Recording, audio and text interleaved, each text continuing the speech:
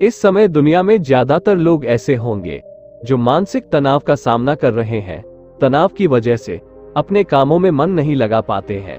धन दौलत तो खूब कमाते हैं, पर मन को शांति नहीं मिलती है। धन दौलत और सुख सुविधाओं से मन को शांति नहीं मिलती है। इसके लिए इच्छाओं का त्याग करना पड़ता है। जब तक मन में इच्छाएं रहेंगी, तब तक मन अशांत ही रहेगा।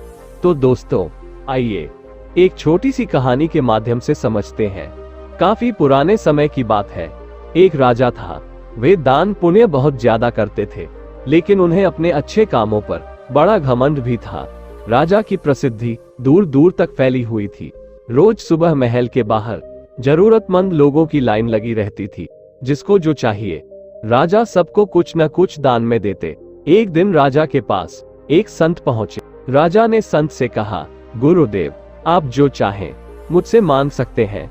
मैं आपकी सभी इच्छाएं पूरी कर सकता हूँ। राजा की बातें सुनकर संत को समझ आ गया था कि राजा को अहंकार हो गया है। संत ने राजा से कहा कि हे राजन, मेरे इस कमंडल को स्वर्ण मुद्राओं से भर दो। राजा ने कमंडल को देखा तो वो बहुत छोटा दिख रहा था। राजा ने कहा कि ये तो बहुत छोटा सा काम है, मैं अभी इसे भर देता हूँ। राजा ने अपने पास से मुद्राओं की थैली निकाली और कमंडल में डाल दी, लेकिन मुद्राएं कमंडल में जाते ही गायब हो गईं।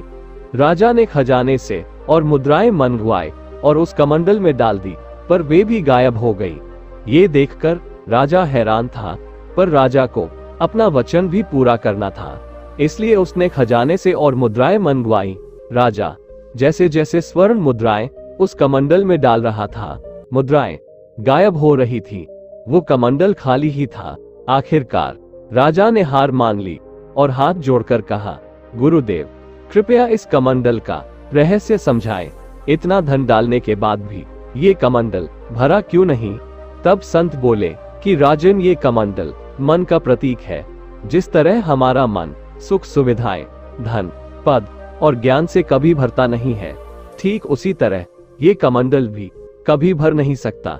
मन की इच्छाएं कभी खत्म नहीं होती है। मन की शांति के लिए हमें हर हाल में संतुष्ट रहना चाहिए। कभी भी घमंड नहीं करना चाहिए। इच्छाओं और घमंड का त्याग करना चाहिए, तभी हमारा मन शांत रहेगा। दोस्तों, आशा करता हूँ कि ये कहानी आप सभी को अच्छी लगी होगी। कहानी अगर आपको पसंद आई हो तो अपने दोस्तों के साथ शेयर जरूर कीजिएगा।